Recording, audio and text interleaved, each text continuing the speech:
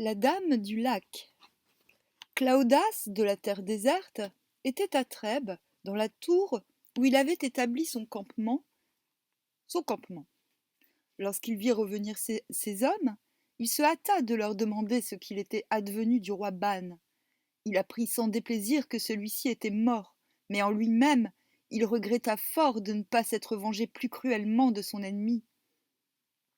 Il se souvenait en effet avec amertume de ce qui s'était passé quelques années auparavant, quand il avait essayé d'envahir le royaume de Bénoïque avec l'appui du duc Froleux d'Allemagne. Ban et son frère, le roi Bohort, lui avaient alors infligé une sanglante défaite, aidé par le roi Arthur et avec l'appui de Merlin le devin. Le duc Froleux avait été tué par Arthur et lui-même avait dû s'enfuir honteusement pour échapper à la mort. Mais le vent avait tourné et Claudas se sentait maintenant le plus fort. Il avait d'ailleurs un sujet de satisfaction. Ces hommes lui ramenaient le trésor du roi Ban, ce qui lui serait bien utile pour mener à bien ses projets de conquête de la Bretagne armorique. Le roi Arthur était trop occupé pour intervenir. Merlin avait disparu à jamais de la surface de la terre. Le roi Ban était vaincu et mort. Il suffisait maintenant de se lancer à la conquête des domaines du roi Bohort. Il ordonna de conduire la reine Hélène dans un monastère et de veiller à ce qu'elle n'en ressortît plus jamais. D'ailleurs, la pauvre femme n'en demandait pas plus. Ce qu'elle désirait le plus au monde, c'était de se retirer afin de prier Dieu pour l'âme de son époux et la sauvegarde de son fils. Puis Claudas se mit en marche, à la tête de ses troupes, pour envahir le royaume de Gone. Ou de Gonesse, ça finit par un S. Je me demande ce que ça peut être le royaume de Gone.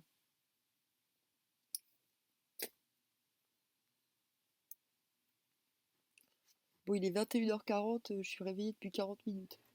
Alors, c'est un long chapitre, je vais y aller. Cool.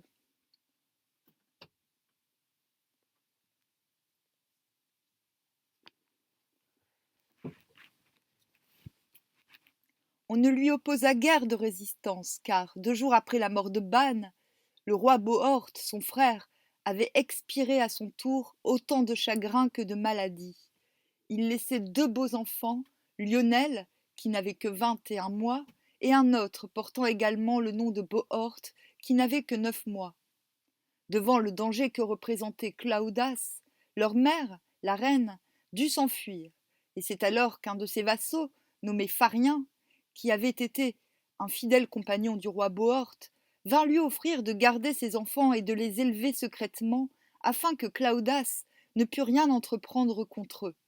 Elle comprit que c'était sans doute le seul moyen de les sauver, mais le fait de se séparer d'eux lui déchirait le cœur.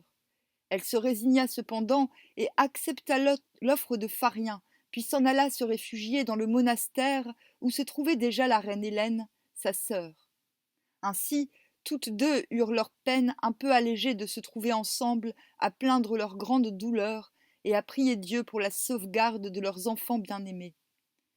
Quant à Claudas de la terre déserte, il s'empara sans vergogne du royaume de Gone, comme il l'avait fait du royaume de Bénoïque, et se retrouva à la tête de vastes territoires, n'ayant nulle intention de les partager avec quiconque. Cependant, Pharien emmena les enfants dans son propre manoir et les y éleva le plus discrètement du monde, avec beaucoup de soin et d'attention, sans jamais dire à personne qui ils étaient. Seule son épouse, qui était une femme très belle et de grande noblesse, partageait son secret. Mais il arriva que Claudas tomba amoureux d'elle et lui fit une cour pressante. Pour qu'elle fût souvent présente à la cour, Claudas fit de Pharien son sénéchal pour le royaume de Gone et lui octroya un grand nombre de terres et de rentes. Finalement, la femme de Pharien ne put résister à l'amour dévorant de Claudas, et les 2 amants se rencontrèrent chaque fois que Pharien s'absentait pour s'occuper des affaires du royaume. Un jour, cependant, Pharien les surprit ensemble. Mais il se garda bien de dire quoi que ce fût, sachant qu'il serait néfaste pour lui de dévoiler publiquement son malheur. Cela ne l'empêcha pas d'en éprouver un grand chagrin, car il aimait sa femme tendrement et supportait très mal cette trahison. Pourtant, un matin, n'y tenant plus, il fait semblant de s'éloigner pour quelque affaire, puis revint au milieu de la nuit, secrètement et sans bruit, bien décidé à tuer celui qui partageait le lit de sa femme. Les ayant trouvés effectivement couchés ensemble, il leva son épée, mais Claudas, réveillé en sursaut, se glissa agilement hors du lit et, profitant de l'obscurité, sauta par la fenêtre qui était restée ouverte. Frustré de sa vengeance, Pharien craignait également que le roi ne se débarrassât de lui. Il décida alors d'user de ruse. Il s'en alla trouver Claudas et lui dit « Seigneur, je suis ton homme lige et tu me dois justice. J'ai la preuve que ma femme me trahit avec l'un de tes chevaliers. Je viens de les surprendre. » « Qui est donc ce chevalier » demanda innocemment Claudas. « Seigneur, je ne le sais pas, car ma femme se refuse à le nommer. Elle a seulement avoué qu'il est un de tes hommes. Je t'en prie, puisque tu es mon seigneur, donne-moi conseil à ce sujet. » Claudas se mit à réfléchir, et pour mieux éprouver Pharien, il lui dit « À ta place, je tuerai ce traître. Tu en as le droit, puisqu'il te prend ta femme. » Pharien ne dit mot, et le roi crut qu'il ne savait rien, ce dont il fut pleinement rassuré. Mais le sénéchal revint à son manoir, et là, sans plus d'explication, il enferma sa femme dans une tour, sans autre compagnie qu'une vieille servante qui lui apportait à boire et à manger. La dame supporta mal cet emprisonnement, d'autant plus qu'elle s'était prise de passion pour le roi. Un soir, en se penchant par la fenêtre, elle trouva moyen de s'entretenir avec un valet qui avait été autrefois au service de sa famille et le chargea d'aller avertir le roi de son infortune. Dès qu'il fut au courant, Claudas envoya un écuyer dire à Pharien qu'il viendrait dîner chez lui. Pharien, ne pouvant refuser de recevoir son seigneur avec tous les honneurs qui lui étaient dus, fut bien obligé de sortir sa femme de la tour pour qu'elle pût assister au repas. Il lui commanda donc de s'habiller richement, puis il alla au-devant du roi et lui fit fête. Mais comme le dîner touchait à sa fin, la dame, qui brûlait de se venger de son mari, révéla au roi que Pharien élevait secrètement chez lui, depuis plus de 3 ans, les 2 fils du roi Bohort de Gone. Pharien se vit perdu, mais à sa grande surprise, Claudas ne parut nullement irrité. « Livre-moi les enfants, dit-il seulement au sénéchal. Je suis prêt à te jurer sur les saintes reliques que je les garderai sains et saufs et que je leur restituerai leur héritage lorsqu'ils seront en âge d'être chevaliers, et aussi le royaume de Bénoïque qui leur revient, puisque j'ai entendu dire que le fils du roi Ban était mort. Il est grand temps que je pense à sauver mon âme. J'ai dépouillé leur père en guerre loyale parce qu'il ne voulait pas me rendre hommage. Ces enfants seront rois s'ils me reconnaissent comme leur seigneur. » Ainsi parla le roi Claudas. Il fit apporter les saintes reliques et jura solennellement devant tous les barons que jamais les fils de Bohort n'auraient mal et injustice de sa part, mais qu'au contraire, il leur conserverait leur terre jusqu'au moment où ils seraient capables de la tenir. Après quoi, il les confia à la garde de Pharien et d'un neveu de celui-ci qui avait pour nom Lambègue. Cependant, quelques semaines plus tard, il fit enfermer les enfants et leurs 2 protecteurs dans une tour solidement fortifiée, car, redoutant l'avenir, il pensait que ces otages pourraient bien lui être utiles en cas de besoin. D'après la version de Gauthier Map. Mais, contrairement à ce que croyait Claudas de la terre déserte, le fils du roi Ban était bien vivant. La jeune femme qui l'avait emporté était une fée. En ce temps-là, on appelait fées toutes les femmes qui s'entendaient aux enchantements, et il y en avait plus en Bretagne que dans toute autre terre. Elle connaissait la vertu des paroles, celle des pierres et des herbes, et grâce à cette science, elle se maintenait en jeunesse, beauté et richesse, à leur volonté, se baignant souvent dans des fontaines remplies d'herbes magiques qu'on appelait fontaines de jouvence. Tout cela avait commencé au temps de Merlin, le sage devin qui savait le passé, le présent et l'avenir, qui pouvait faire voler les pierres et découvrir les grands trésors qui se trouvaient sous terre ou dans les profondeurs de la mer et qui, par la puissance de sa magie, construisait en quelques instants de magnifiques palais ou des forteresses imprenables. Les Bretons avaient honoré Merlin, mais ils l'avaient également redouté, parce qu'il ne tolérait pas le mal, et l'injustice. Ils l'avaient appelé leur saint prophète, bien qu'il fût fils d'un diable, et certains, surtout, dans le menu peuple, disaient même que c'était un dieu. Et la jeune femme en blanc qui avait emporté dans ses bras le fils du roi Ban était cette Viviane, que Merlin aima avec tant de passion et à qui il avait appris tous ses enchantements. C'est cette Viviane qu'on appelait maintenant la Dame du Lac, qui, qui avait enfermé Merlin dans une tour d'air invisible où elle venait le rejoindre très souvent lorsque le soir tombait dans la forêt, sur la forêt. Du reste, la Dame du Lac n'était plus tout à fait cette insouciante Viviane qui passait son temps à errer dans les bois, dont son père disait qu'elle ne serait jamais bonne à rien et que Merlin avait rencontrée au bord d'une fontaine. Elle avait conservé toute sa fraîcheur et toute sa beauté, mais elle était devenue sage et réfléchie. Merlin lui avait enseigné tous ses secrets, en particulier l'art des enchantements, et, de plus, depuis qu'elle s'était donné corps et âme au devin, l'amour de celui-ci l'avait complètement transformée. Elle se sentait à présent désignée pour une grande mission, perpétuer une tradition qui remontait à la nuit des temps. Elle savait que seules 2 femmes étaient les héritières de Merlin, elle-même et Morgane, la sœur du roi Arthur. Toutes 2 avaient le devoir de veiller sur le monde et d'y intervenir chaque fois qu'il serait nécessaire. Merlin lui avait révélé en outre qu'un jour lointain, elle serait chargée en personne de reprendre Excalibur, l'épée de souveraineté qui avait été confiée à Arthur, et de la garder en un lieu ignoré de tous, pour la transmettre plus tard à celui qui reviendrait unifier le royaume démantelé. Merlin lui avait dit encore qu'elle devait prendre soin du fils du roi Ban, parce que celui-ci était promis aux plus hautes destinées. Voilà pourquoi la Dame du Lac n'avait pas hésité, lorsqu'elle avait vu la mort du roi Ban, la détresse de la reine Hélène et la menace des hommes de Claudas, à ravir le jeune enfant à sa propre mère et à l'entraîner dans son palais merveilleux, apparemment insensible aux cris et à la douleur de la reine. Et elle l'avait fait avec beaucoup de tendresse. Aurait-elle porté dans son ventre cet enfant, elle ne l'aurait pu garder avec plus de douceur et d'amour. Et le lac, où elle avait semblé se jeter avec lui, n'était en fait qu'un enchantement que Merlin avait fait pour elle. À l'endroit où l'eau paraissait justement la plus profonde, il y avait de belles et riches maisons, à côté desquelles courait une rivière très poissonneuse. Mais l'apparence d'un lac recouvrait tout cela. Toute l'année, cette terre merveilleuse était fleurie comme au milieu du mois de mai, lorsque les oiseaux chantent la joie de vivre, et tout autour s'étalaient des vergers dont les arbres portaient toujours des fruits mûrs et savoureux, d'une douceur de miel et du goût le plus subtil qui pût exister. Et surtout, il y avait une colline de cristal, arrondie comme une balle, sur laquelle avait été construite une splendide forteresse, entourée d'une muraille que nul être humain, si habile fût-il, n'eût pu franchir vivant, sauf à l'endroit où se trouvait la porte. Cette muraille était faite en diamant très dur, et tous ceux qui résidaient à l'intérieur se trouvaient ainsi en complète sécurité. La forteresse était ornée avec grand art.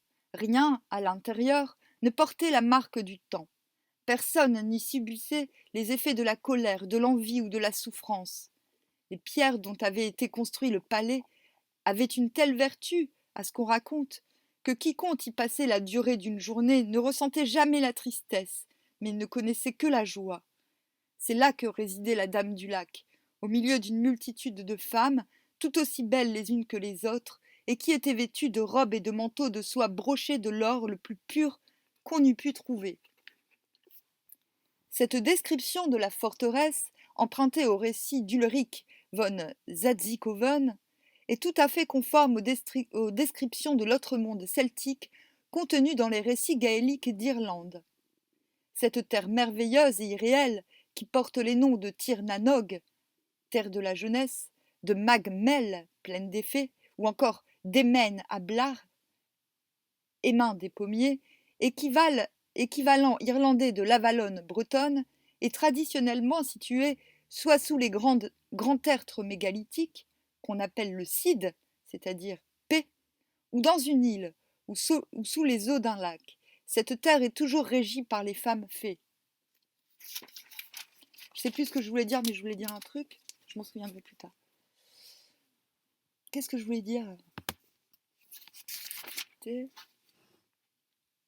Ah oui, depuis que je suis petite, j'ai une obsession, je veux fabriquer un château en quartz. un château, du moins une petite maison. C'est donc en ce pays inconnu du monde que la dame du lac emmena le fils du roi Ban de Bénoïc. Mais elle se garda bien de révéler quel était le nom de l'enfant, ni de quelle illustre famille il descendait. Parfois, on l'appelait fils de roi, mais d'une façon générale, il était beau trouvé. La dame du lac le confia à une nourrice qui prit bien soin de lui, mais toutes les femmes le chérissaient et voulaient se faire aimer de lui. Cependant, lui-même croyait que la dame du lac était sa mère, et personne ne le détrompait. Et le temps s'écoula.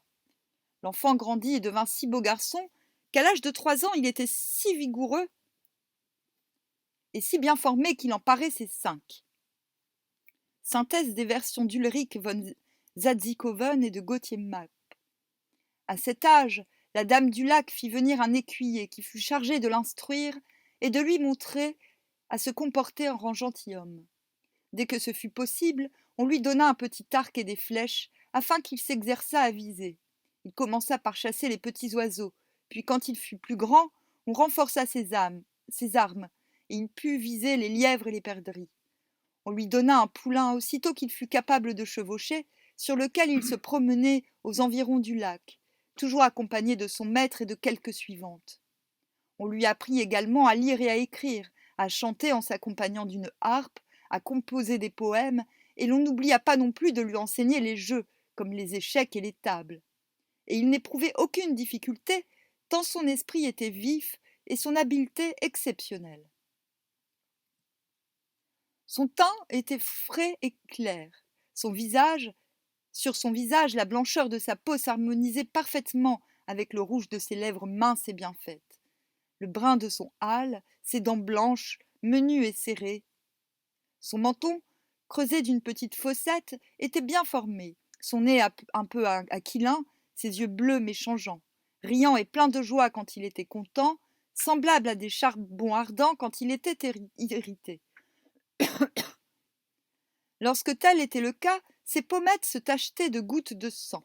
Il fronçait le nez, serrait les dents si fortement qu'elles grinçaient, et l'on eût cru son haleine vermeille. Alors sa voix sonnait comme l'appel d'une trompette. Il mettait en pièces tout ce qu'il avait dans les mains ou déchiquetait ce qu'il avait entre les dents. Une fois calmé, il oubliait tout, sauf le motif de sa colère.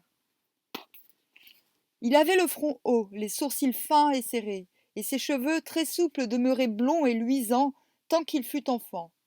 Plus tard, ils foncèrent et devinrent cendrés, mais restèrent toujours ondulés et lustrés.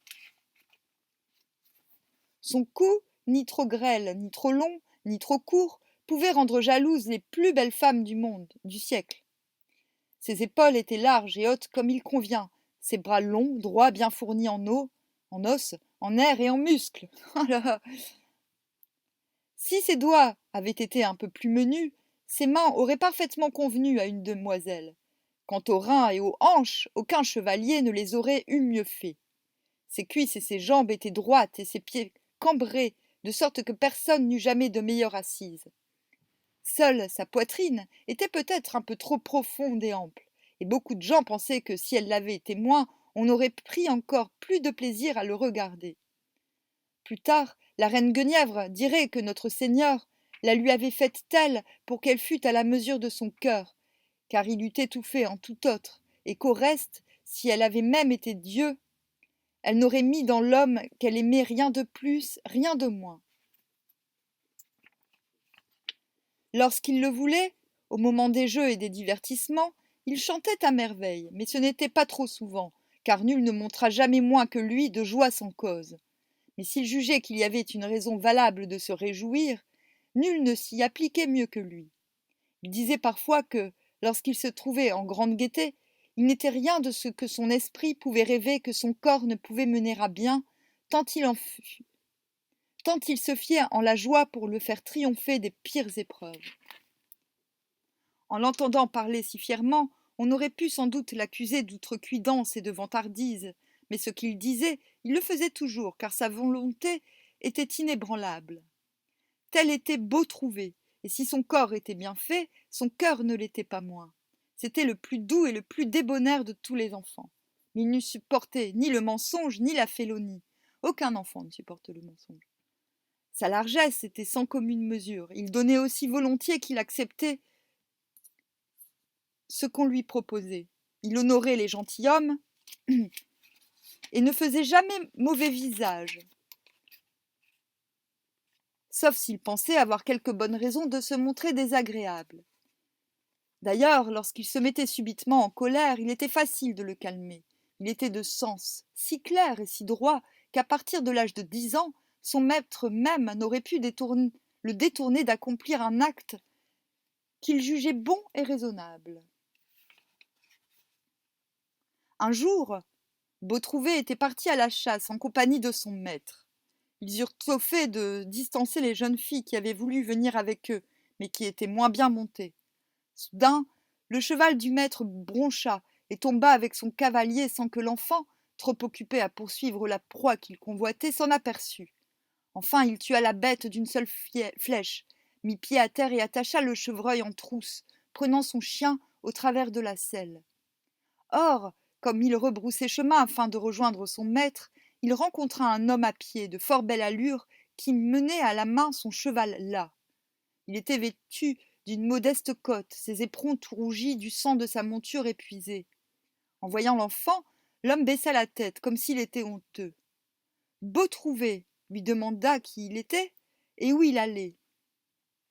Bel enfant, dit l'homme, que Dieu te donne joie et prospérité. Je suis assez pauvre et je le serai encore plus si notre Seigneur ne me protège autrement qu'il ne l'a fait jusqu'à présent. Je suis gentilhomme de père et de mère et je n'en souffre que davantage, car si je n'étais qu'un paysan, je serais habitué aux tourments et j'endurerais plus facilement mes ennuis. Comment s'écria l'enfant. Tu es gentilhomme de père et de mère et tu pleures à cause d'une mauvaise fortune. Sauf s'il vient de perdre un ami ou sa terre, nul cœur bien né ne doit s'émouvoir, car toute chose est réparable. L'homme fut bien étonné d'entendre ces nobles paroles de la bouche d'un enfant. Il dit « Je ne pleure pas à cause de la perte d'un ami ou d'une terre, mais je dois me rendre à la cour du roi Claudas pour obtenir justice d'un traître qui a tué un de mes parents dans son lit dans l'intention de lui ravir sa femme. Comme le traître craint de combattre loyalement contre moi, il m'a fait assaillir hier soir dans la forêt. Mon cheval a été blessé sous moi. Il m'a toutefois permis de m'échapper. Mais comment ne serais-je pas affligé, puisqu'il m'est impossible de me présenter au jour fixé à la cour du roi Claudas pour soutenir mon droit. Il faudra donc que je m'en revienne sans avoir obtenu réparation, et surtout déshonoré pour avoir fait défaut. Dis-moi, si tu avais un bon cheval, arriverais-tu encore à temps? Oui, bel enfant, très bien, et même si je devais encore faire une partie du chemin à pied. Par le Dieu qui nous fit naître, dit Beautrouvé, je jure que tu ne perdras pas ton honneur à cause d'un cheval, tant que j'en posséderai un, ni toi ni aucun autre gentilhomme qui serait dans l'embarras. Cela dit, Beautrouvé descendit de sa monture et entendit la bride à l'homme, puis il mit son chien en laisse, et plaçant sa venaison sur le cheval blessé, il partit en le chassant devant lui. Il ne s'était guère éloigné qu'il croisa un vavasseur monté sur un palefroid, une verge à la main qui tenait en laisse un braque et 2 lévriers. Hop, je change de position.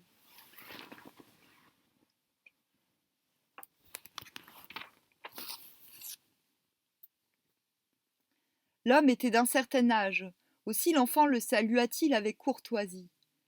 Dieu te donne joie, répondit le vavasseur. D'où es-tu, mon enfant? Seigneur, de l'autre pays. Qui que tu sois, tu es beau et bien savant, me semble-t-il. Et d'où viens-tu? Seigneur, je reviens de la chasse. Et comme tu le vois, j'ai tué un chevreuil. Mais si tu daignes prendre une part de ma venaison, je sais qu'elle sera bien employée. Le vavasseur descendit de sa monture. Je te remercie vivement, dit-il, et je ne refuse pas, car tu as fait cette offre de bon cœur, et il se trouve qu'aujourd'hui j'ai grand besoin de gibier. Je viens de marier ma fille, et j'étais allé chasser pour avoir de quoi réjouir ceux qui sont venus aux noces. Mais je n'ai pas eu de chance. Le vavasseur examina le chevreuil, et demanda alors quelle partie il pouvait prendre. Seigneur, dit l'enfant, es-tu chevalier? Certes, répondit l'autre. Alors prends-le tout entier. Ma venaison ne saurait mieux être employée qu'aux noces de la fille d'un chevalier. Le vavasseur troussa le chevreuil en croupe et invita l'enfant à venir souper chez lui. Mais Beautrouvé répondit que ses compagnons n'étaient pas loin et qu'il devait aller les rejoindre. Le Vavasseur le quitta après l'avoir recommandé à Dieu. Mais, tout en s'éloignant, le Vavasseur ne pouvait s'empêcher de se demander quel était ce bel enfant dont la ressemblance avec le roi Ban de Benoïc l'avait tant frappé dès qu'il l'avait vu. N'y tenant plus et voulant en savoir davantage, il fit demi-tour et revint à grande allure. Il n'eut pas de peine à retrouver Beautrouvé, qui allait à pied. « Bel enfant, demanda le Vavasseur, ne peux-tu me dire qui tu es ? Je ne le sais pas moi-même. On m'appelle Beautrouvé, et pourtant ma mère est une noble dame. Pourquoi tiens-tu autant à savoir qui je suis ? C'est que tu ressembles étrangement à celui qui a été mon seigneur, le meilleur que j'ai jamais connu. Qui est donc ce seigneur à qui je ressemble ? Demanda l'enfant. Le roi Ban de Benoïc. Tout ce pays était à lui, et il en a été déshérité à tort par le roi Claudas de la terre déserte. Il est mort maintenant, et l'on ne sait pas ce qu'est devenu le fils unique qu'il aimait tant. Pardieu, si c'est toi, dis-le-moi. Je jure que je te garderai et défendrai mieux que moi-même. L'enfant se mit à réfléchir. Fils de roi, murmura-t-il, je ne pense pas l'être, et pourtant c'est étrange. Certaines personnes m'appellent ainsi. Le Vavasseur n'insista pas, mais il dit encore, bel enfant, qui que tu sois, tu sors assurément d'un noble lignage. Écoute, voici 2 lévriers, parmi les meilleurs qui soient au monde. Prends-en un, et que Dieu te donne joie et bonheur. L'enfant fut ravi de cette offre. Il regarda attentivement les 2 lévriers et les apprécia en connaisseur. Puis il en choisit un, en le tirant par la chaîne. Il s'en alla de son côté après avoir remercié chaleureusement le Vavasseur. Il ne fut pas long à retrouver son maître, et les 3 jeunes filles qui avaient tenu à les accompagner. Ceux-ci le cherchaient et commençaient à s'inquiéter de son absence. Ils s'étonnèrent grandement de le voir revenir à pied, chassant devant lui un cheval maigre et blessé, tenant 2 chiens en laisse, son arc au cou, son carquois à la ceinture. « Qu'as-tu fait de ton cheval ? Demanda le maître d'une voix sévère. « Je l'ai perdu, répondit simplement l'enfant. Et celui-ci ? Demanda le maître. Où l'as-tu pris ? On me l'a donné. Par la foi que tu dois à madame, dis-moi la vérité. L'enfant, qui en aucun cas n'aurait voulu mentir, lui raconta très exactement ce qui s'était passé. Mais le maître laissa libre cours à sa colère. Comment ? Dit-il. Tu as donné ton cheval sans ma permission, et aussi la venaison qui revenait à madame. Ne te fâche pas, dit l'enfant. Ce lévrier vaut bien 2 roussins, comme celui que j'avais. Par la Sainte Croix, il t'en souviendra, s'écria le maître. Et disant ces mots, il frappa l'enfant d'un tel soufflet qu'il le jeta par terre. Beautrouvé ne cria pas, ne pleura pas, mais il répéta qu'il aimait mieux le lévrier que 2 roussins. Le maître, qui paraissait hors de lui, frappa rudement le chien de sa verge, et l'animal, qui était jeune, se mit aussitôt à hurler. Beautrouvé lâcha les 2 laisses. Son visage s'était soudain empourpré. Il arracha l'arc de son cou et courut, su à son maître. « Je n'admets pas qu'on batte mon chien !» cria-t-il. Ouais, moi non plus, il y a bien un truc qui me met en colère. Et, levant l'arc, il voulut en frapper le maître. Celui-ci tenta de saisir l'arc, mais l'enfant, vif et léger comme il était, sauta de côté et le frappa sur la tête si durement qu'il lui fendit la peau et l'abattit sur le sol où il demeura un instant tout étourdi. Puis, fou de colère à la vue de son arc qui s'était brisé, il se jeta sur son maître et se mit à le frapper de ses poings, répétant sans cesse qu'il ne tolérerait jamais qu'un chien innocent fût battu. Les jeunes filles essayèrent bien de le calmer, mais leurs paroles ne firent rien qu'exciter davantage sa colère. Il prit alors les flèches de son carquois et les en menaça d'un air si résolu qu'elles s'enfuirent toutes dans les bois. Alors Beautrouvé sauta sur l'un de leurs chevaux, et emmenant avec lui ses 2 chiens, l'un par l'arçon, l'autre en croupe, il s'engagea sur un chemin qui traversait la forêt.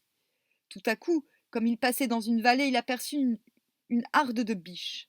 D'instinct, il chercha l'arc à son cou, et se rappelant soudain comment il l'avait brisé et perdu, il se remit en colère.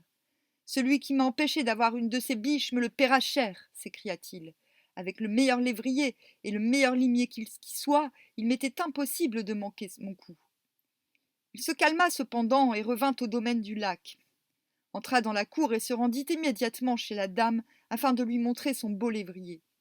Mais le maître tout sanglant, le visage tuméfié, était déjà présent et avait fait sa plainte. « Comment ?» dit la dame du lac, en faisant semblant d'être très irritée. Tu as osé frapper et blesser celui auquel je t'ai confié pour qu'il t'instruise. C'est un outrage pour moi, comme pour lui, sache-le bien. Dame, répondit l'enfant d'une voix calme, ce n'est pas un bon maître, puisque lui-même m'a frappé alors que j'avais bien agi. Peu m'importe ses coups d'ailleurs, mais il a frappé mon lévrier, qui ne lui avait rien fait et qui est l'un des plus beaux du monde. Il a frappé si durement qu'il a failli le tuer sous mes yeux, et cela parce qu'il savait que j'y étais très attachée. Encore m'a-t-il causé un autre ennui, car en m'obligeant à casser mon arc, il m'a privé d'une belle biche que j'aurais très bien pu te rapporter. Sache bien que partout où je le rencontrerai, sauf ici où il est sous ta protection, je m'efforcerai de le tuer, afin de laver l'affront qu'il m'a fait, ainsi qu'à mon lévrier. La dame du lac fut fort heureuse de l'entendre parler si fièrement, mais elle n'en laissa rien paraître et continua à feindre d'être courroucée. Comment as-tu osé donner ce qui m'appartient demanda-t-elle. Dame, répondit-il, je sais bien que je suis ici sous tes ordres, mais en plus, je suis gouverné par un écuyer qui a le tempérament d'un lâche. Je crois que pendant longtemps encore il faudra que je me garde de bien des choses.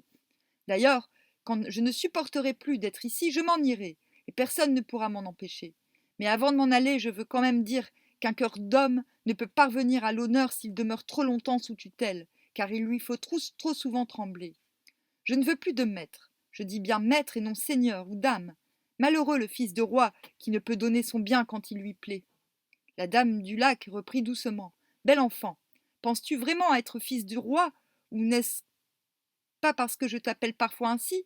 Tu n'es point fils de roi, tu es seulement le beau trouvé. Dame, répondit l'enfant en soupirant, cela me peine, car mon cœur me dit que je pourrais être le fils de roi. Que je pourrais être fils de roi. Alors la dame le prit par la main, et l'emmenant un peu à l'écart, elle le baisa sur la bouche et sur les yeux si tendrement qu'à les voir personne n'eût pu croire qu'elle n'était pas sa mère. Beau fils, dit-elle encore, ne sois pas triste. Je veux qu'à l'avenir tu puisses donner ce qu'il te plaira de donner à bon escient et à ceux qui le mériteront. Je veux aussi qu'à l'avenir tu sois maître et seigneur de toi-même. Quel que soit ton père, tu as montré que tu as le cœur d'un roi. Cet incident fit longuement réfléchir Viviane. Certes, elle était heureuse de reconnaître en cet enfant le caractère entier et fier qui caractérise un fils de roi, mais elle se disait qu'il fallait peut-être compléter son éducation par le contact d'autres jeunes garçons de son âge.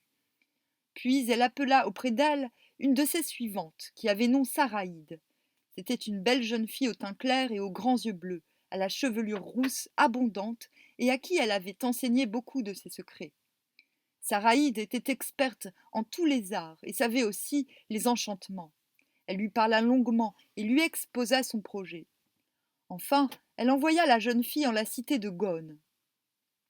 C'est là qu'étaient toujours enfermés, sur ordre de Claudas de la terre déserte, les fils du roi Bohort, avec leur maître Pharien et le neveu de celui-ci, Lambègue. Il y avait avec eux quelques valets qui les servaient fidèlement, et rien ne leur manquait, en fait, de nourriture et de boissons. Mais il leur était impossible de sortir de cette tour, ne serait-ce que pour aller se promener, et le temps leur semblait long. Un soir, les enfants étaient assis pour le souper, ensemble à la même table, car ils mangeaient toujours dans la même écuelle. Lionel, comme à son ordinaire, faisait paraître un si bel appétit que chacun s'en émerveillait. Pourtant, en le voyant ainsi, plein de vitalité, Pharien se mit à pleurer si fort que ses larmes tombèrent sur son vêtement et sur le plancher, sous la table où il soupait. Qu'as-tu donc, cher maître s'écria Lionel. Pourquoi pleures-tu ainsi? Laisse, beau seigneur, répondit Pharien. Tu ne gagnerais rien à le savoir, sinon d'être triste et irrité. Lionel se leva et dit. Par la foi que je dois à l'âme du roi Bohort, mon père, je jure que je ne mangerai plus tant que je ne saurai pas pourquoi tu pleures, et par la foi que tu me dois, je te conjure de me le dire. Pharien soupira longuement, s'essuya les yeux et dit. Je pleure parce qu'il me souvient du temps où la gloire du roi Bohort était reconnue de tous. Comment ne serais-je pas triste, moi qui vous vois, ton frère et toi, dans cette prison inconfortable, alors qu'un autre tient sa cour, où vous devriez avoir votre demeure, alors qu'un maudit porte une couronne qui vous revient de droit à l'un ou à l'autre. Lionel sentit qu'il avait envie de pleurer. C'était un étrange garçon que ce Lionel. Il était grand et fort, l'œil clair et vif, le visage toujours tendu. Il avait reçu son nom parce qu'il portait sur la poitrine une tache vermeille qui ressemblait à la forme d'un lion. C'était le cœur d'enfant le plus ouvert qu'on eût jamais connu. Plus tard, Galehoth, le fils de la géante, seigneur des îles lointaines, l'appela cœur sans frein. Mais Lionel, ça veut dire qu'il n'a pas de rate en fait. Mais Lionel refoula ses larmes. Il se contenta de repousser durement la table à tel point qu'il la renversa. Il courut alors jusqu'au plus haut de la tour où il s'assit sur le rebord d'une fenêtre.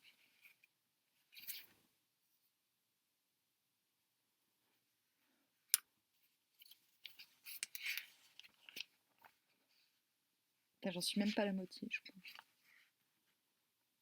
Au bout d'un moment, Pharien vint le rejoindre. « Qu'y a-t-il, mon enfant » dit-il doucement. « Reviens continuer le souper, ou du moins fais semblant pour ne pas contrarier ton frère, qui n'oserait pas manger sans ta présence. »« Maître, répondit Lionel, je suis l'aîné des fils du roi Bohort. Je suis ton seigneur et celui de mon frère Bohort, et aussi de ton neveu Lambeg. Je vous commande à tous d'aller manger. Quant à moi, je ne toucherai plus ni pain ni vin avant d'avoir accompli le projet que j'ai formé et que je ne peux révéler. Au nom de Dieu, dit Pharien, je quitterai donc ton service, puisque tu me caches ta pensée. C'est donc que tu n'as pas confiance en moi ? Pharien se remit à pleurer, mais Lionel, qui l'aimait tendrement, se mit à verser des larmes abondantes. Il finit par dire « Mon maître, ne nous laisse pas, je t'en prie, je vais te révéler ce que j'ai dessein d'accomplir. Demain, je ferai mander au roi Claudas de venir nous voir, et alors je me vengerai de lui. »« Comment te vengeras-tu de lui ? Je le tuerai » répondit Lionel d'une voix ferme. « Mais, reprit Pharien, que feras-tu quand tu l'auras tué ? Je sais bien que tous ceux de ce pays me protégeront et feront tout ce qui est en leur pouvoir. Je sais aussi que Dieu approuvera mon action. Et si je meurs pour faire valoir mon droit, la mort sera bienvenue, car mieux vaut mourir avec honneur que de vivre ainsi sous le joug d'un tyran. » Pharien admirait fort le courage et la détermination de Lionel, mais il voyait bien que le garçon se laissait emporter par la colère et le désespoir. « Mon enfant, lui dit-il, je t'approuve pleinement, mais crois-tu qu'on puisse entreprendre une telle chose à la légère ? Attends que Dieu t'ait donné plus de force que tu n'en as aujourd'hui. Quand le moment sera venu, tu vengeras ton père et ton honneur, et je t'y aiderai de tout mon pouvoir, car sache bien que je n'aimerai pas mon propre fils plus que toi. » Il l'exhorta ainsi longuement, et Lionel finit par promettre d'attendre le moment favorable pour passer à l'action. « Mais, ajouta-t-il, je ne jure plus rien si je suis en présence de Claudas. » Qu'est-ce que je voulais faire ?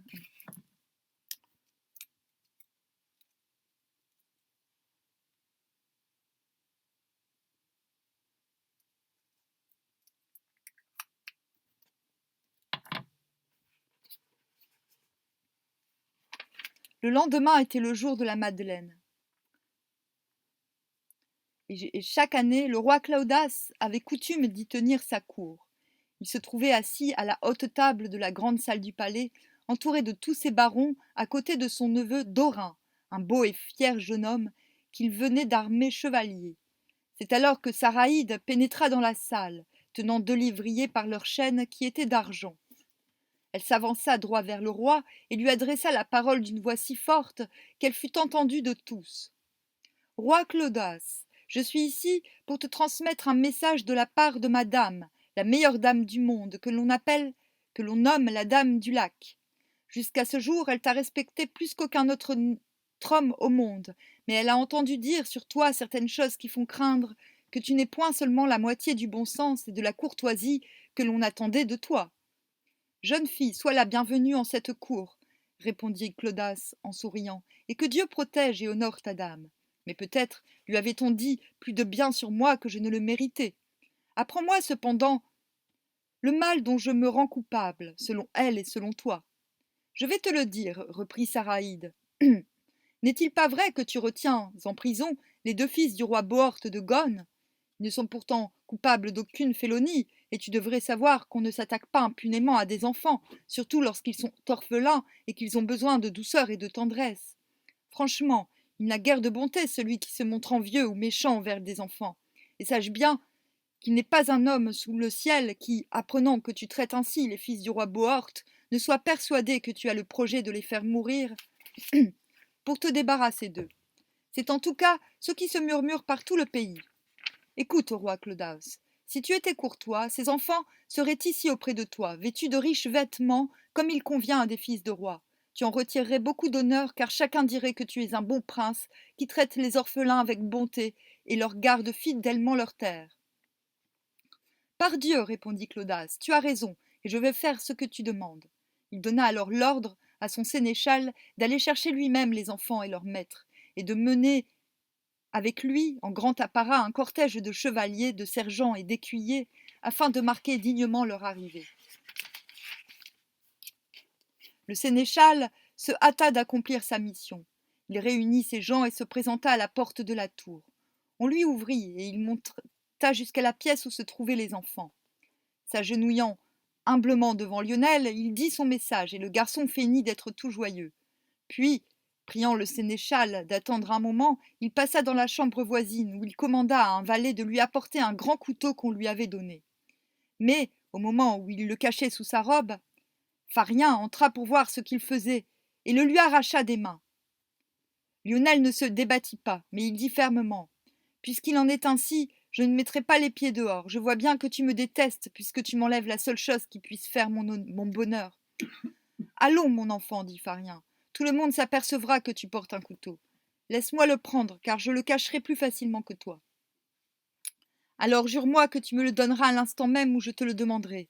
Seulement si tu me promets que tu ne feras rien qui me chagrine. Je ne ferai nulle chose dont je puisse être blâmé, ni par toi ni par les autres.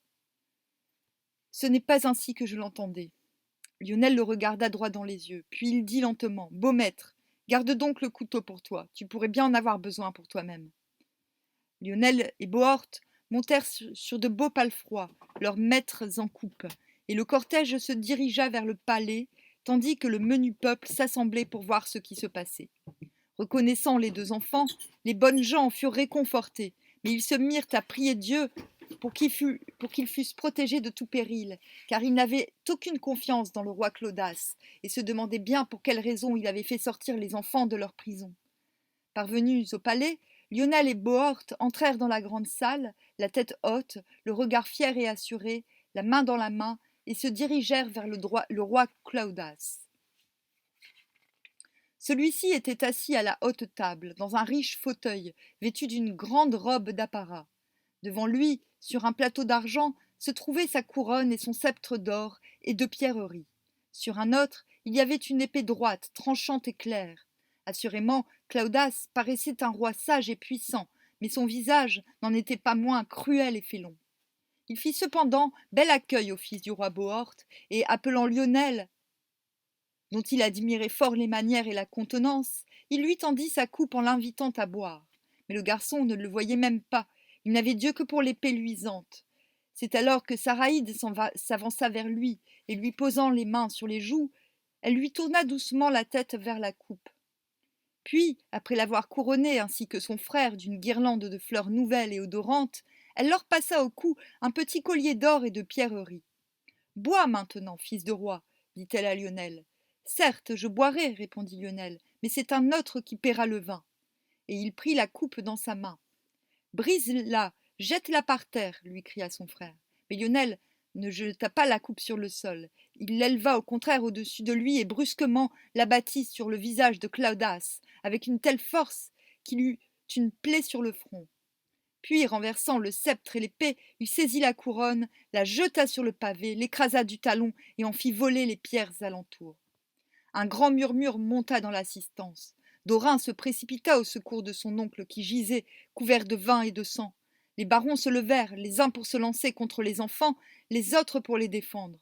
Lionel avait ramassé l'épée, Bohorte le sceptre, et tous deux repoussaient leurs assaillants du mieux qu'ils le pouvaient. Mais ils n'auraient pas pu résister longtemps contre tant d'hommes si la vertu des fleurs que Saraïde leur avait mises sur la tête n'eût empêché qu'aucune arme ne pût les blesser, et celle des colliers, que nul coup ne put rompre leurs membres. Et Saraïde, les prenant chacun par l'épaule, les entraîna avec elle vers la porte. Mais Dorin, s'apercevant de leur fuite, se précipita sur eux. Alors Lionel, qui tenait toujours l'épée à la main, lui coupa la joue et la moitié du cou, tandis que Bohorte, au même moment, lui fendait le crâne d'un coup de sceptre. Et Dora tomba mort. À cette vue, le roi, qui avait grand courage, se releva, saisit l'épée d'un de ses barons, entoura son bras gauche de son manteau et courut vers les enfants sans se soucier d'exposer sa propre vie entre tant d'hommes excités et hurlants dont beaucoup le haïssaient à mort. En le voyant ainsi déchaîné, prêt à tout, Saraïd eut un instant de frayeur, mais se ressaisissant à temps, elle jeta un enchantement qui donna aux enfants l'apparence de ces deux lévriers et aux chiens celle de Lionel et de Bohort. Dans le même instant, elle se jeta au-devant du roi, dont l'épée la blessa au sourcil. Elle en porta la cicatrice toute sa vie. « Ah, roi Claudas, s'écria-t-elle, j'ai chèrement payé ma venue en ta cour. Tu m'as blessée et tu veux tuer mes lévriers, qui sont les plus beaux du monde. » Le roi regardait tout autour de lui, mais il commençait à ne plus comprendre ce qui se passait. Ses pensées devenaient confuses.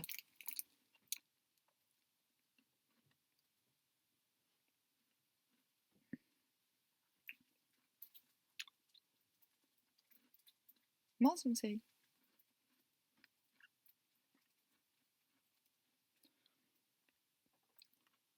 Il crut voir les deux enfants s'enfuir, mais c'étaient les chiens qui se sauvaient, effrayés par le tumulte. Il les poursuivit, levant son arme, pour les frapper au moment où ils passeraient la porte. Mais ils la franchirent si lestement que l'épée s'abattit vainement sur le seuil et vola en éclats. Tout ahuri, Claudas regarda le tronçon qui lui restait en main. « Dieu soit loué, dit-il, j'ai failli tuer les fils du roi Bohort de ma propre main. Si je l'avais fait, le monde entier me l'aurait reproché et j'en aurais été honni à jamais. »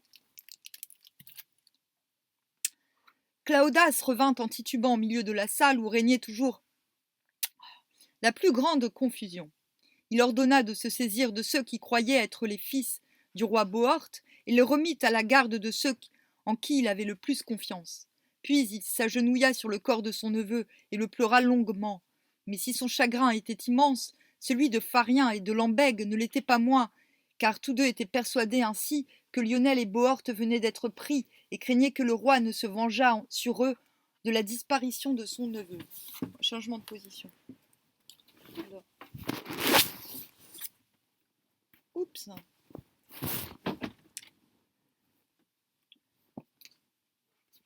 Cependant, les nouvelles Alévites dans la cité de Gone, ceux qui ignoraient que Claudas retenait prisonniers les fils de leur ancien seigneur, furent tout étonnés et manifestèrent violemment leur colère. Certains s'en prirent aux hommes d'armes de Claudas, et les batailles se prolongèrent dans les rues et les ruelles tout au long de la soirée. Pharien et Lambègue s'en étaient allés dans la foule et ameutaient tout le monde, criant bien haut qu'il fallait tout faire pour délivrer les enfants innocents. De nombreux chevaliers et des bourgeois coururent aux armes et formèrent un cortège qui se dirigea vers le palais sous la conduite de Pharien. Claudas avait fait placer le corps de son neveu dans une chapelle, et il continuait à se lamenter. « Ah, beau neveu, gémissait-il, chevalier preux sans mesure, si tu avais vécu, personne n'aurait pu t'égaler. Tu étais mon héritier bien-aimé, et pour toi, j'avais amendé mes anciennes façons afin de te laisser un royaume dont tu n'aurais pas rougi de ceindre la couronne.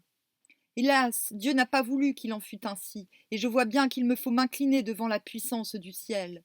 C'est sans doute à cause des fautes que j'ai commises qu'une telle douleur s'abat sur moi. » Claudas était en plein désarroi quand il entendit le tumulte que faisaient devant le palais les chevaliers et les bourgeois de Gone, auxquels s'étaient joints de nombreux barons de Bénoïc, ceux qui regrettaient leur ancien seigneur, le roi Ban, et la disparition du fils de celui-ci.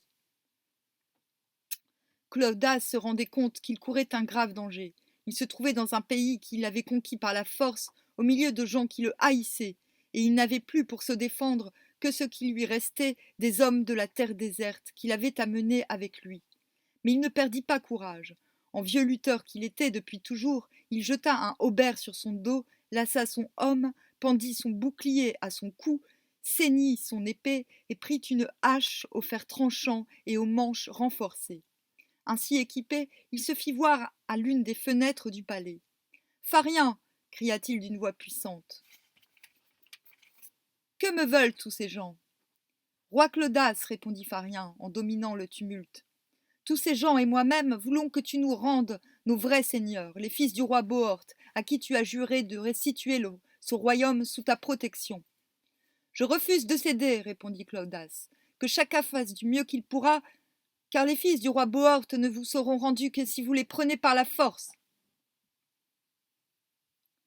Le brouhaha s'amplifia. Le palais de Clodas était entouré d'une foule hostile qui criait des injures à l'encontre de celui qui retenait injustement les fils du roi légitime. Pharien s'efforçait de mettre un peu d'ordre dans la troupe hurlante qui l'avait suivi, mais son neveu Lambeg avait la fougue de sa jeunesse. Avec la fougue de sa jeunesse, était plutôt tenté d'exciter la foule en proférant des menaces de mort contre l'usurpateur. De son côté, Claudas avait recouvré tout son sang-froid. Il avait ameuté la garde de ses fidèles et se préparait à une défense énergique. Bientôt, les arcs, les arbalètes et les frondes entrèrent en action. Une grêle de flèches et de pierres s'abattit sur les murailles, brisant quelques fenêtres et meurtrissant la toiture. Mais lorsque Claudas s'aperçut que ceux du dehors s'apprêtaient à mettre le feu à la porte, il la fit ouvrir et, accompagné des siens, il sortit à pied, la hache au poing, et il commença à frapper à si grands coups que les assaillants reculèrent.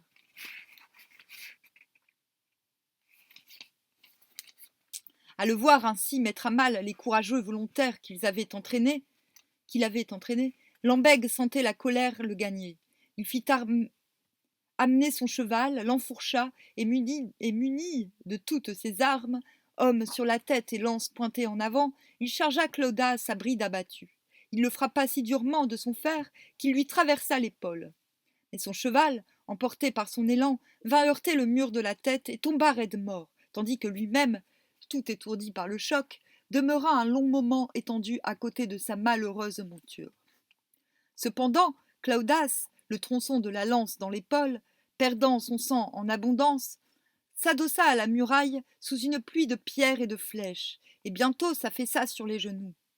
Lambeg, qui avait réussi à se relever, courut à lui, l'épée à la main, pour l'achever. C'est alors que Pharien intervint et saisit le bras de son neveu. « Que veux-tu faire » demanda-t-il. « Veux-tu tuer un homme blessé, qui a été l'un des meilleurs chevaliers et des meilleurs princes de ce temps ?» Rouge de colère, Lambeg se retourna vers son oncle.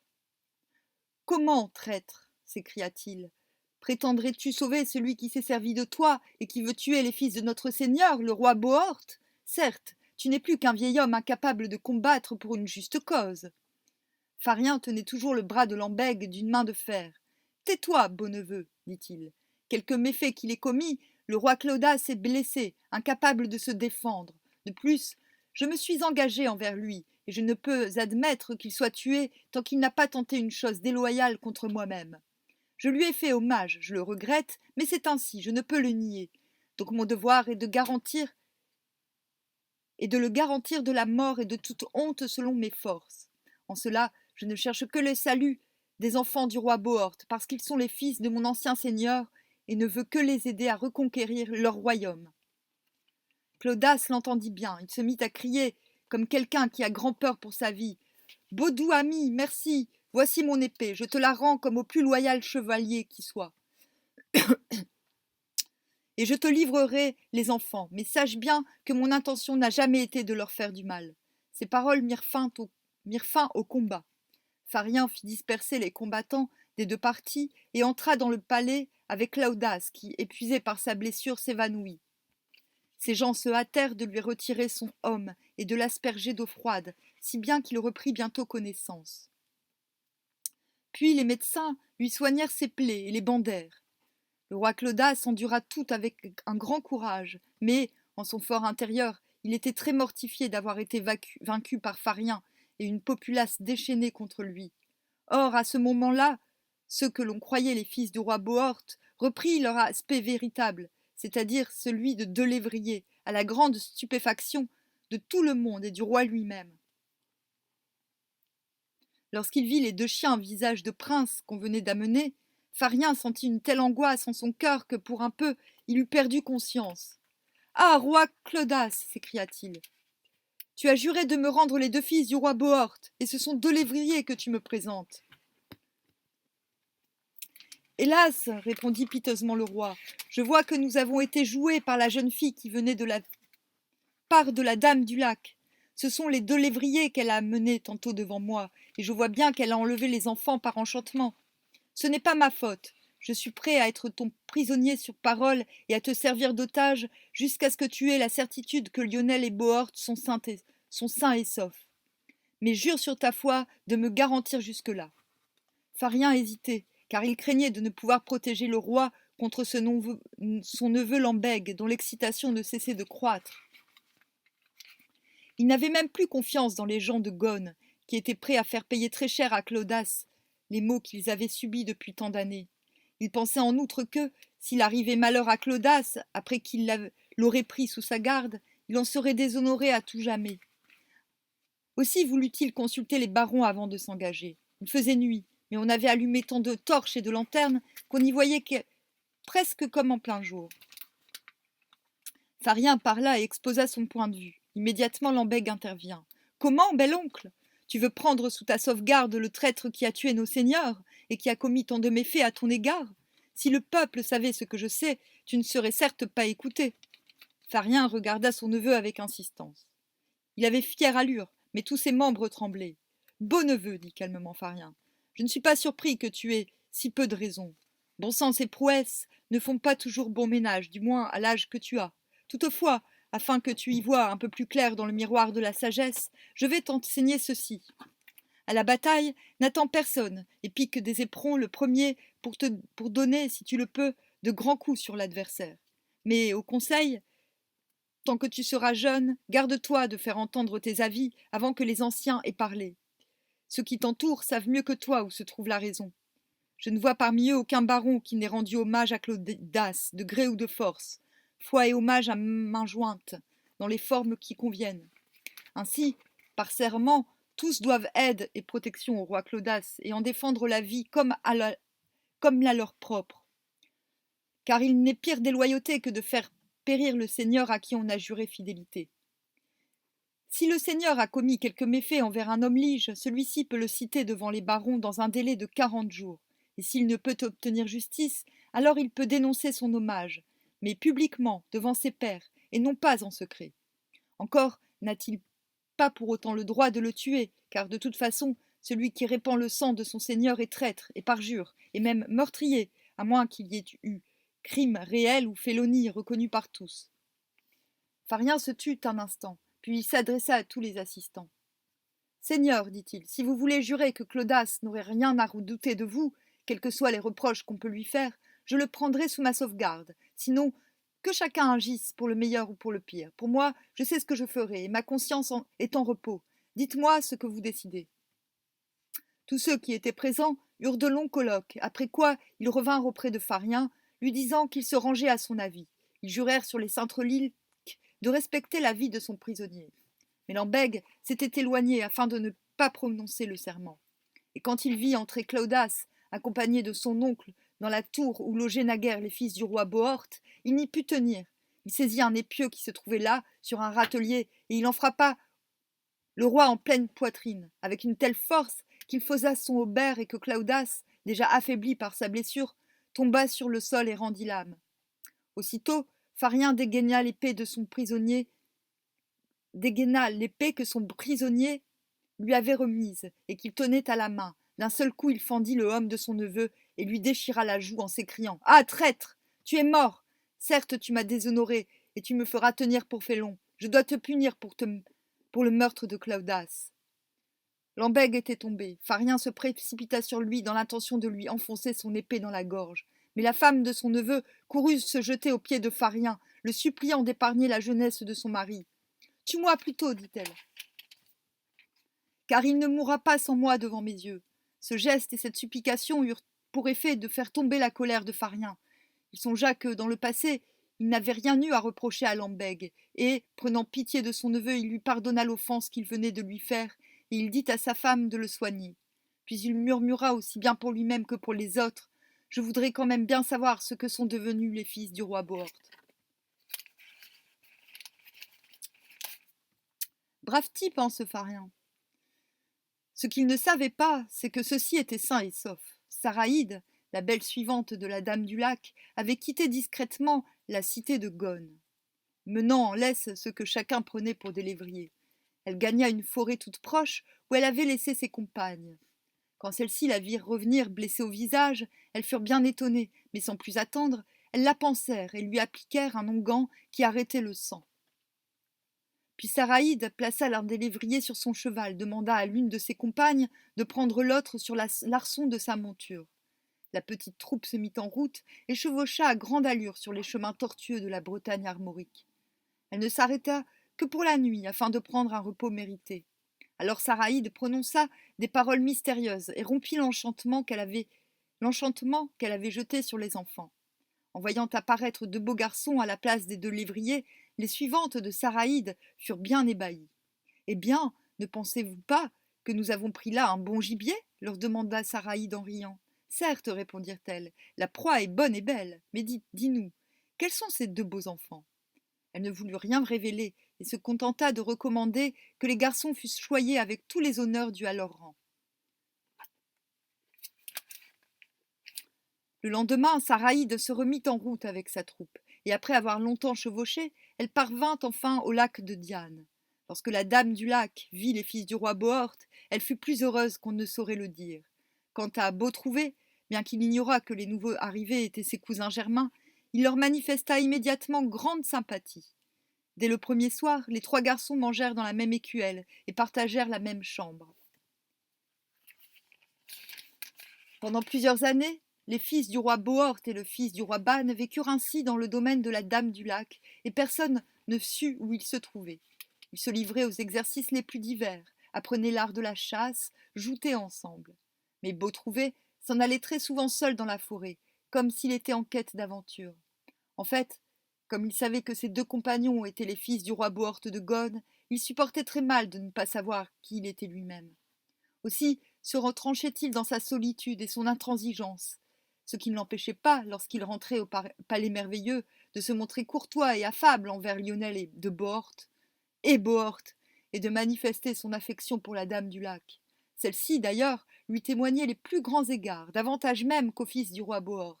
Elle n'aurait jamais consenti à dîner et à souper si Beautrouvé n'avait tranché le premier plat et versé à boire. Après quoi, elle lui permettait de s'asseoir. Il entrait toujours dans la salle, coiffé d'une couronne de roses vermeilles, sans jamais apercevoir qui lui apportait les fleurs, bien qu'il eût fait souvent le guet. Toujours est-il qu'était comme hiver, il trouvait chaque matin sur son lit un gros bouquet de fleurs que lui-même ordonnait et tressait. Et chacune des femmes qui vivaient au palais merveilleux admirait la prestance de ce garçon dont on ignorait le nom et qui était pourtant digne d'être un fils de roi. Cependant, il grandissait et de jour en jour devenait de plus en plus beau, de plus en plus musclé, maniait le javelot et l'arc avec une plus grande habileté encore que les fils du roi Bohort. Pourtant, une grande tristesse apparaissait souvent sur son visage, une tristesse qu'il s'efforçait de masquer par son sourire et des propos joyeux qu'il échangeait avec les garçons et les filles qui entouraient la dame. D'où venait donc cette mélancolie? Pardon. On sentait que son cœur bouillonnait, qu'il était prêt à conquérir le monde, mais quelque chose le retenait, quelque chose qui pesait sur son âme et l'empêchait d'être totalement lui-même. Élevé au milieu des femmes les plus belles du monde, choyé par elles, au-delà de toute mesure, le jeune homme cachait en lui un secret qu'il ne semblait vouloir partager avec personne. D'après la version de Gauthier Map.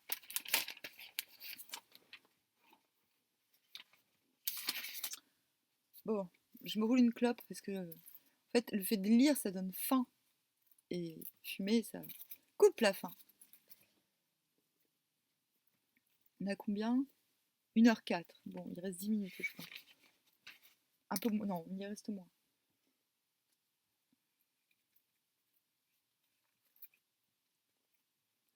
La Dame du Lac s'inquiétait grandement de cette humeur taciturne qui semblait s'accentuer au fil des jours. Or, Beautrouvé allait maintenant sur ses 16 ans, et bientôt il lui faudrait le laisser partir pour accomplir son destin. Mais comme elle aimait tendrement celui qu'elle avait élevé et éduqué comme un fils, elle voulait savoir la cause de son tourment. Un soir donc, après le souper, elle le prit à part. Beau-fils, lui dit-elle, te voici à un âge où tu peux parler comme un homme. Dis-moi donc, je t'en prie, les raisons de ta tristesse. N'as-tu pas confiance en moi? Alors le jeune homme se jeta aux genoux de la dame, lui prit les mains et les couvrit de baisers. Dame, dit-il, en qui aurais-je confiance, sinon en toi, ma tendre mère? Que pourrais-je te cacher, d'ailleurs, toi qui vois en moi comme Dieu voit en chacun de nous? Pourquoi alors es-tu si triste et solitaire? N'es-tu pas heureux? Quelqu'un t'a-t-il fait du tort?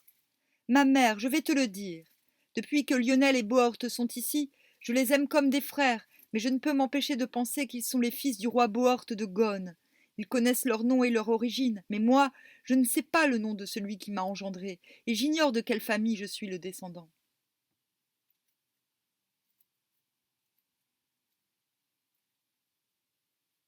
Moi aussi, je sais pas.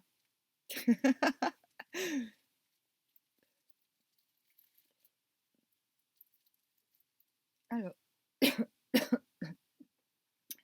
si je sais, j'ai fait mon arbre généalogique, mais pas de tous les côtés, on va dire.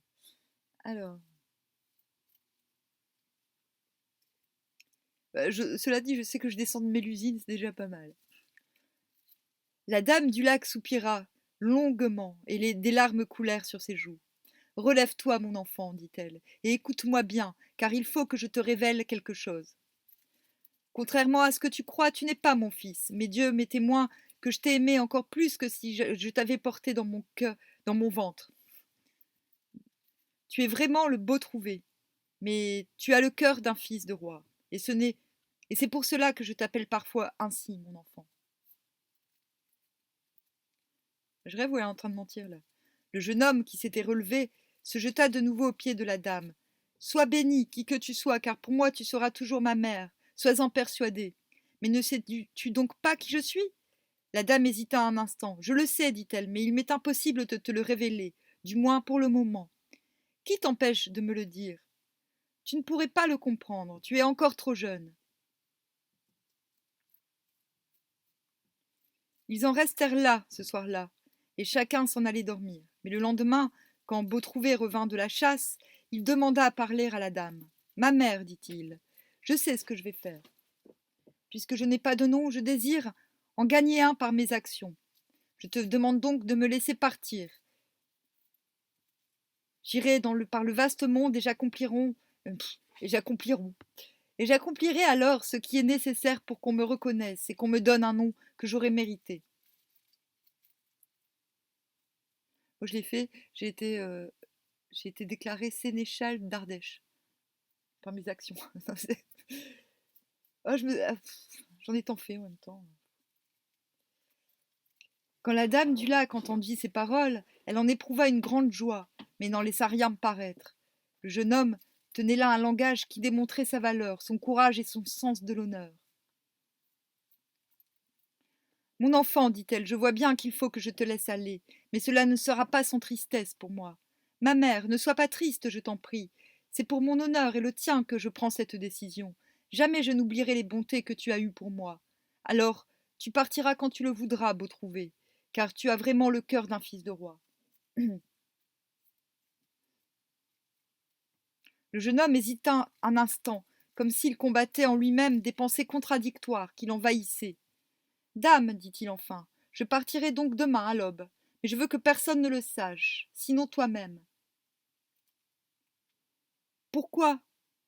Je ne me représenterai Je ne me représenterai devant Lionel et Bohorte que lorsque j'aurai gagné un nom, dit fièrement le jeune homme. Pourtant, je ne les oublierai pas non plus, et quelque chose murmure en mon cœur que mon destin sera lié au leur. Me le permets-tu, ma mère? La dame du lac répondit. Qu'il en soit ainsi, beau-fils. Tu partiras demain, à l'aube. Personne ne le saura, et je t'accompagnerai jusqu'au rivage, car j'ai encore autre chose à te dire.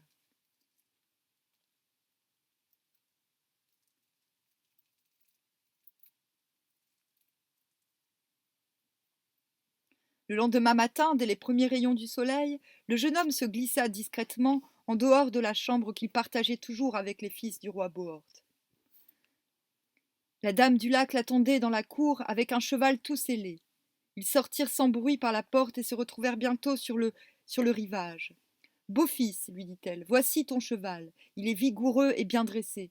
Ménage-le, car il te sera utile dans tes courses à travers bois et plaines. Voici aussi ce qui te manque, une épée.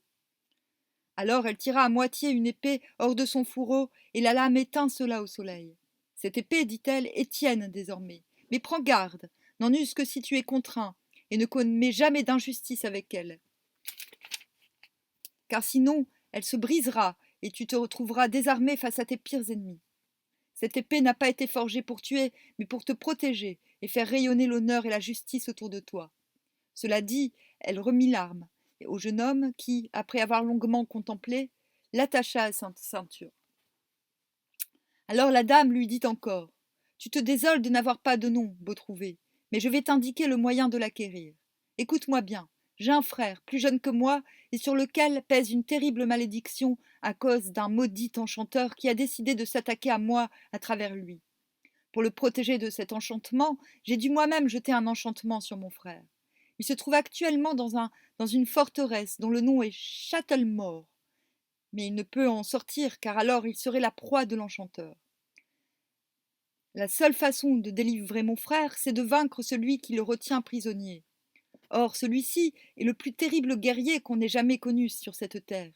Il a déjà défait et tué nombre de valeureux héros qui, n'écoutant que leur courage, ont accepté de le défier.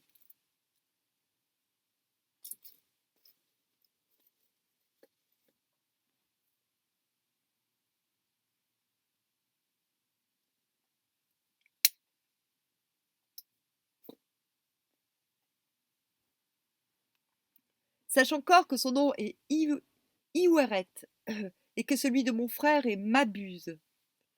Triomphe d'Iweret, délivre mon frère. Alors et seulement alors tu connaîtras ton nom et ton lignage. Dame, répondit le jeune homme, je ferai ce que tu dis, je m'y engage sur mon âme, mais dis-moi, où trouverai-je ce maudit enchanteur qui t'a causé malheur et honte? Il réside dans la forêt de Dodone, au milieu de la forêt de Non, il réside dans la forteresse de Dodone, au milieu de la forêt de Béforet. C'est à toi d'en découvrir les chemins d'accès, car personne ici ne pourrait te le dire. Le nom d'Iweret est construit sur un ancien mot celtique, Eburo, qui désigne à la fois la bourdaine et l'if, arbre magique par excellence des druides. Il est vraisemblable que cet Iweret soit une sorte de sorcier, un ancien druide noir et maléfique. Le nom du château de Dodone rappelle l'antique forêt d'Épire où se trouvait un temple de Zeus, et où les chênes, en bruissant, rendaient les oracles. Mais on pourrait voir dans le nom de Dodone le breton Doun ou Don, qui signifie profond. Ce serait donc la forteresse profonde, ce qui ajoute au mystère. L'un n'empêche pas l'autre. La forêt de Béforet peut être la belle forêt, c'est du moins ce que prétend l'auteur allemand du récit. Mais il semble que ce soit en fait une forme brittonique empruntée au vieux français Bess Forest, c'est-à-dire forêt mal proportionnée, mal entretenue, de mauvais aspect, donc exactement tout le contraire, ce qui serait conforme à l'aspect terrifiant d'Iweret. Quant à Mabuse, cela semble un doublet du nom de Mabon, fils de Modron, dont on nous parle dans le récit consacré à Kilour. Va maintenant, fils de roi, et que Dieu te protège de toute sa puissance.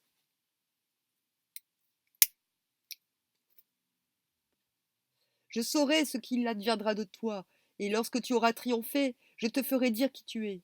Va, bel enfant que j'ai tant aimé, va, fils de roi. Le jeune homme tomba aux pieds de la dame du lac, lui prit les mains et les baisa tendrement. Puis, sans un mot, il sauta à cheval et s'éloigna immobile sur le rivage. La dame le regarda longtemps. Ayant atteint la lisière de la forêt, il pénétra bientôt sous les arbres qui l'engloutirent sous leur feuillage. Sur le rivage, un vent frais faisait frémir la robe de Viviane qui pleurait silencieusement. Alors elle eut soudain furieusement besoin de tendresse, et se mettant à marcher lentement à la limite des eaux, elle se dirigea vers la tour d'air invisible où elle savait que Merlin la regardait. Puis tout à coup, elle disparut dans la brume du matin. D'après le Lanzelette d'Ulrich, von Zatzikoven. Voilà. Alors, prochaine lecture du Graal, les aventures sans pareil.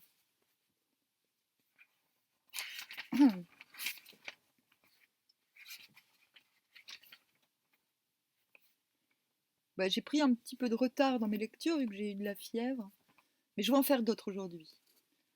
Et je vais me mettre à m'occuper des requins dans le ciel et des livres de tonton. Et peut-être d'autres. On verra.